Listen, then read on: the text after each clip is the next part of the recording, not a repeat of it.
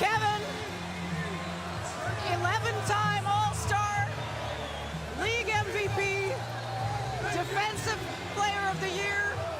Now it's time to add to your resume, NBA champion. How does that sound?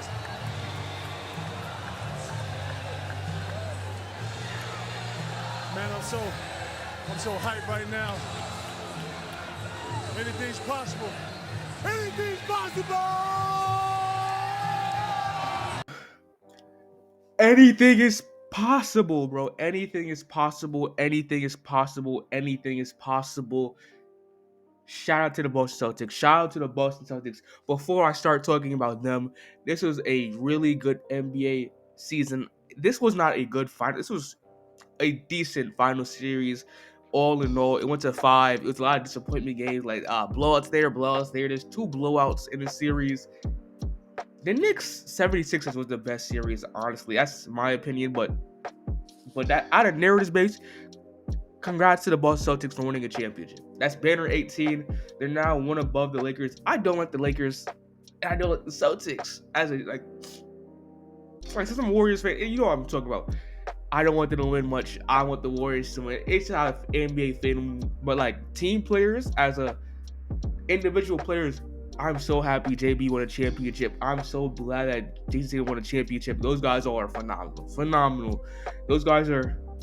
I saw them in 2020 and all the narratives. Oh, JB can't do this. JB can't do that. Jason Tatum.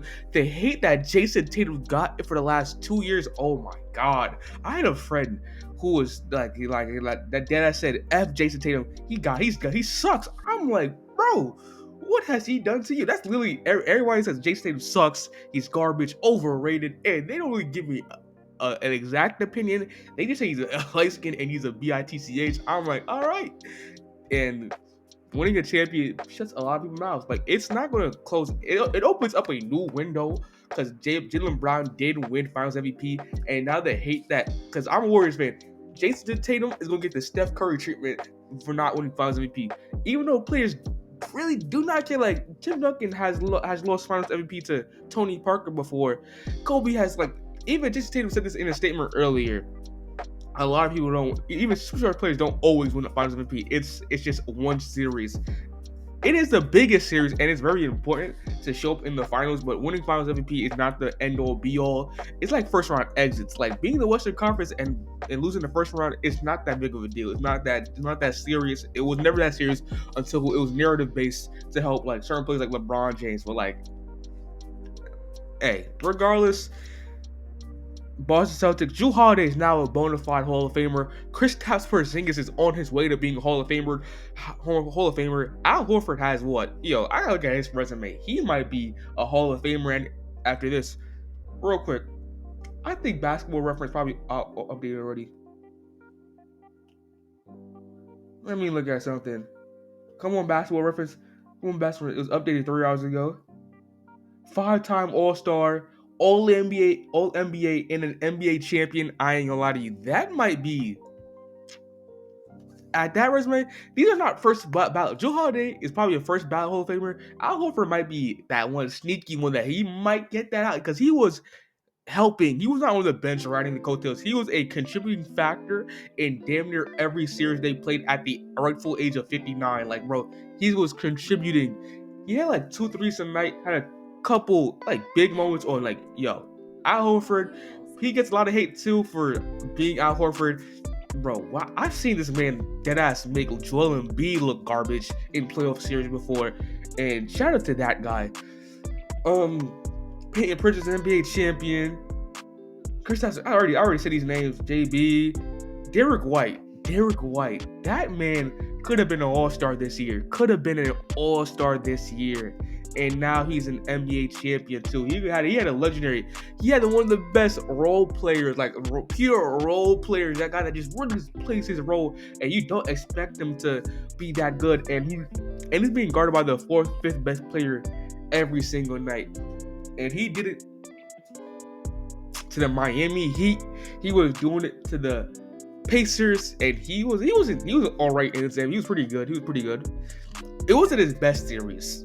But hey, they took care of business. Shout out to those guys. Xavier Tillman, also an NBA champion. I wanted Chris Rodriguez and Xavier Tillman on my team, but it just never happened.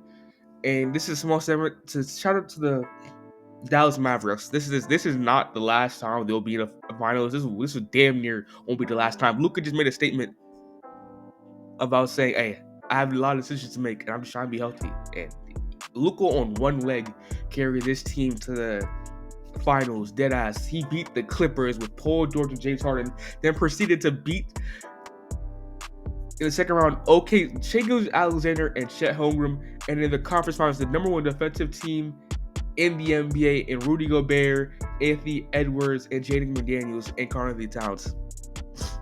That was a phenomenal season. I watched every single one of those games, and man, oh man, PJ Washington Jr. Shout out to that guy. He was on the Charlotte Hornets, and bro, he was the biggest. He had his moments, and he's gonna get paid. He's gonna get paid soon in that OK series. Because that OKC series alone, he was phenomenal. Bro was just making every corner three, like that Family Guy episode. Nothing but corner threes. Derrick Jones Jr. was consistently that guy in every final series. Like in every series in the NBA post, he was a point of attack defender. Was had to guard Paul George. Had to go from Shai Gilgeous-Alexander. Had to go to Karl-Anthony Towns and Anthony Edwards to Jason Tatum and Jaylen Brown. He was out there everywhere every night. He was a vet minimum guy who was getting paid like 1.6 mil, and he had 1.6 mil worth of value to guard all of those guys I just named is great value. He's going to get paid 20-30 mil this offseason. He's getting paid. Daniel Gafford, shout out to Daniel Gafford in that Timberwolves series. He was the best big, and he was competing with Karl-Anthony Towns and Rudy Gobert. He was the best big by a decent margin, if I do say so myself. Shout out to that guy. Banner 8 seed for the Boston Celtics. They might run this. They can legit run this back. Al Horford has one good year left. Like one good year that he won't look this low. Yo, Al Horford on the perimeter this playoffs, bro. He just showed that, hey, he aged like fine wine. I gotta give it to him. For a big that's 40 years old, he was giving Kyrie work. He was giving Luka work on that perimeter. Not on he was guarding them on the perimeter, and he wasn't giving up nothing. He was not giving up nothing. That's how great Al Horford was. But enough with his glaze. Drew Holiday had that boy Kyrie Irving in shambles the entire series except for Game 4. The entire series. Shout out to Drew Holiday, bro. I don't know how they pulled that trade off, but shout out to Drew Holiday. Man, the Celtics can dash run off a dynasty. Drew Holiday he just signed a 4-year deal, so they have Drew Holiday. Peyton Pritchard's still young. Their 2 stars, Jaylen Brown and Jason Tatum, still are in their primes right now, and with like 5 to 6 more years left ahead. So the future's looking bright for the Boston Celtics. Banner 18, they might get to 20 in a couple years. Hey, you never know. But it's been a great season. I don't know what I'm gonna do, but I'm still gonna do stuff on this channel. WNBA basketball and content is gonna be a lot. I'm gonna be watching WNBA basketball, which is gonna be good though. But hey, I'm KB23 on the YT, and I'm out. Peace.